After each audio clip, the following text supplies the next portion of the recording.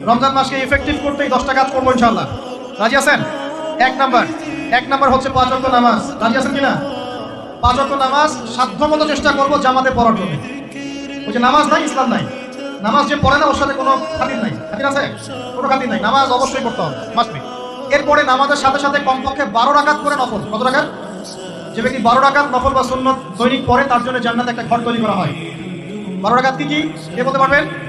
প্রথমে ফজরের 2, জোহরের আগে 4, জোহরের পরে 2, কত হলো? 4 2 6 2 8, মাগরিবের পরে, ইশার পরে, এই হলো 12। পড়বো তো ইনশাআল্লাহ। এগুলো 1 নাম্বার কাজ, নামাজ পড়া। 2 নাম্বার ভাই, নামাজের সাথে সাথে তাহাজ্জুদ এবং তারাবি অবশ্যই পড়তে হবে। রাজি আছে কিনা? আল্লাহর ওয়াস্তে গ্যাঞ্জাম করতে যায় না 20 না 8, এই গ্যাঞ্জামে আল্লাহর ওয়াস্তে যায় না। তারাবির নামাজ 5 ঘন্টা। কত রাকাত সেটা বড় কথা। তারাবির নামাজ কত ঘন্টা? প্রায় 4-5 ঘন্টা।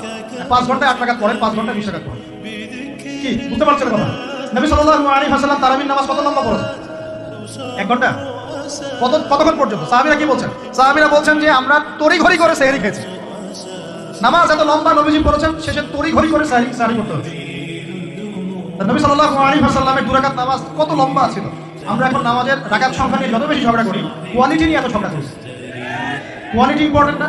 আমার নামাজটা কত সুন্দর হচ্ছে, কত লম্বা হচ্ছে, কত ধীর স্থির হচ্ছে, এই নামাজে আমি ধীর স্থির ভাবে কোরআন শুনবো, বুঝবো, চোখ দিয়ে পানি ঝরবে, এগুলো ইম্পর্টেন্ট না?